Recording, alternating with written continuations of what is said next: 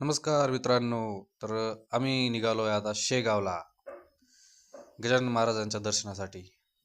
तुम्हाला नाशिकहून कसं जायचं यासाठी ह्या व्हिडिओमध्ये पूर्ण माहिती भेटणार आहे. चिल्ले पिल्ल्यांसोबत आम्ही निघालो होतो नाशिकला. तिकीट घेतलं आणि फर्स्ट टाईम चिल्ले पिल्ले ट्रेनमध्ये बसणार होते, त्यामुळे खूप एक्साइटमेंट होती.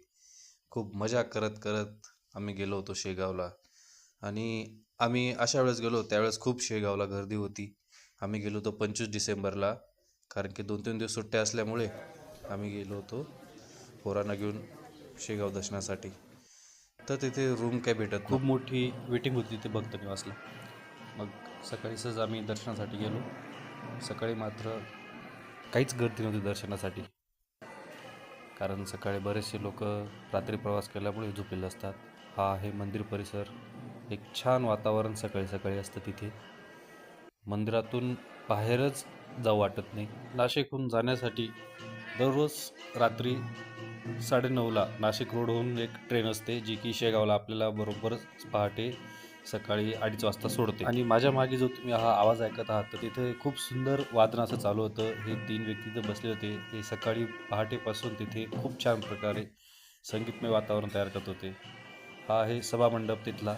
गजानन महाराजांचे काही फोटो आहेत तिथे छान. आणि स्वच्छता तर तुम्हाला माहितीच आहे, गजानन महाराज किती प्रसिद्ध आहे स्वच्छतामुळेच. कधी कधी आपल्या घरात सुद्धा एवढी स्वच्छता नसते. हा आहे सभामंडप परिसर.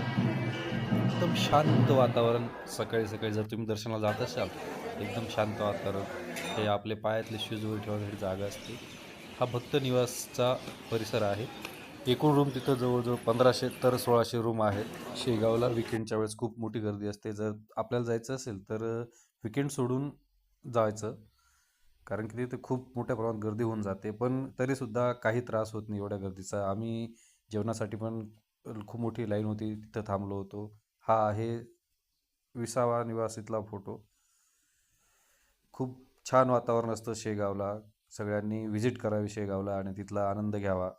आणि सगळ्यात महत्त्वाचं, आनंदसागर इथे काम चालू आहे. तिथं कंस्ट्रक्शनचं काम चालू आहे. ते अजून जवळजवळ 1 वर्ष तर चालू होणार आणि तिथले फक्त 2च मंदिर चालू आहेत. तर अशाच नवनवीन व्हिडिओसाठी चॅनलला सबस्क्राईब करा आणि एकदा शेगावला जरूर व्हिजिट करा सगळ्यांनी. खूप छान वातावरण आहे. थँक्यू. सबस्क्राईब करा, लाईक करा, शेअर करा.